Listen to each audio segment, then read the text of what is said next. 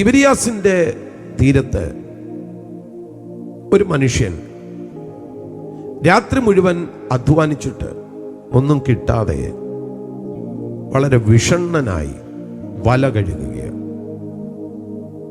ആ മനുഷ്യന്റെ പേരാണ് ശീമോൻ.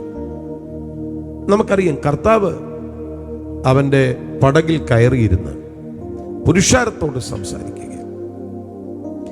ഈ സംസാരത്തിന്റെ ഒടുവിൽ നമ്മൾ വായിക്കുന്നുണ്ട്, ശീമോനോട് കർത്താവ് പറയുന്നു, ആഴത്തിലേക്ക് നീക്കി മീൻപിടുത്തത്തിന് വലയിറക്കുകയും. ശീമോനോട് പറഞ്ഞ കാര്യം, നാഥ, ഞങ്ങൾ രാത്രി മുഴുവൻ അധ്വാനിച്ചിട്ട് ഒന്നും കിട്ടിയില്ല, എങ്കിലും നിന്റെ വാക്കിന് ഞാൻ വലയിറക്കാം. വിഷണ്ണനാണ്, പരിശ്രമങ്ങൾ പരാജയപ്പെട്ടിരിക്കുന്നു. തൻ്റെ കഴിവുകളും തൻ്റെ പ്രാപ്തിയുമെല്ലാം പ്രയോഗിച്ചിട്ടും പരാജയപ്പെട്ടവനോട് കർത്താവ് പറയുക, വലയിറക്കുക. ഈ മനുഷ്യൻ പറയുന്നത് ഇവിടെ വളരെ ശ്രദ്ധേയമായ വാക്കാണ്. ഞങ്ങൾ അധ്വാനിച്ചതാ, ഒന്നും കിട്ടിയില്ല, എങ്കിലും നിന്റെ വാക്കിന്. പ്രിയപ്പെട്ടവരെ, നമ്മുടെ പരാജയപ്പെട്ട പ്രശ്നത്തിൽ പരിഹാരമുണ്ടാകാൻ കർത്താവിൽ നിന്ന് ഒറ്റ വാക്ക് പുറപ്പെട്ടാൽ മതി. ഒരുപാട് വാക്കുകൾ പുറപ്പെടേണ്ട ഒറ്റ വാക്ക്. നമ്മൾ അങ്ങനെ പാടുന്ന ഒരു പാട്ട് തന്നെയുണ്ട്, യേശുവേ ഒരു വാക്ക് മതി എൻ്റെ ജീവിതം മാറാൻ. നിങ്ങളുടെ ആ പരാജയപ്പെട്ട, പ്രതിസന്ധി നിറഞ്ഞ, ആശ നഷ്ടപ്പെട്ട സാഹചര്യത്തിൽ ഒരൊറ്റ വാക്ക് ദൈവത്തിൽ നിന്ന് പുറപ്പെടണം. ഇതുപോലെ പറഞ്ഞ ഒരാളാണ് ശതാധിപൻ.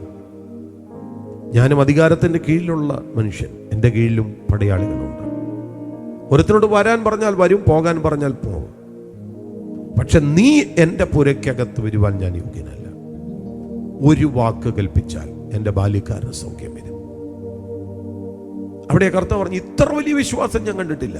എൻ്റെ പ്രിയപ്പെട്ടവരെ, കർത്താവ് ഒരു വാക്ക് പറഞ്ഞാൽ മതി,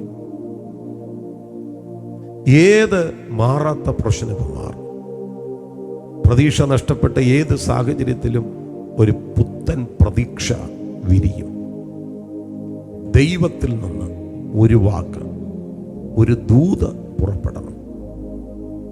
നിങ്ങളുടെ പ്രശ്നത്തെ നോക്കി കർത്താവ് സംസാരിക്കണം. കർത്താവിൻ്റെ അധരം നിങ്ങൾക്ക് വേണ്ടി നിങ്ങളുടെ വിഷയത്തോടുള്ള ബന്ധത്തിൽ ചലിക്കണം. അങ്ങനെ ഒരു ദൈവിക ഇടപെടലിനായി ദൈവത്തോട് പ്രാർത്ഥിക്കണം. പറ്റുമെങ്കിൽ അധരം തുറന്ന ഹൃദയത്തിൽ നിന്ന് പറയണം, കർത്താവേ, എൻ്റെ പ്രശ്നത്തിൽ അങ്ങ് എന്നോടൊന്ന് ഇടപെടണമേ.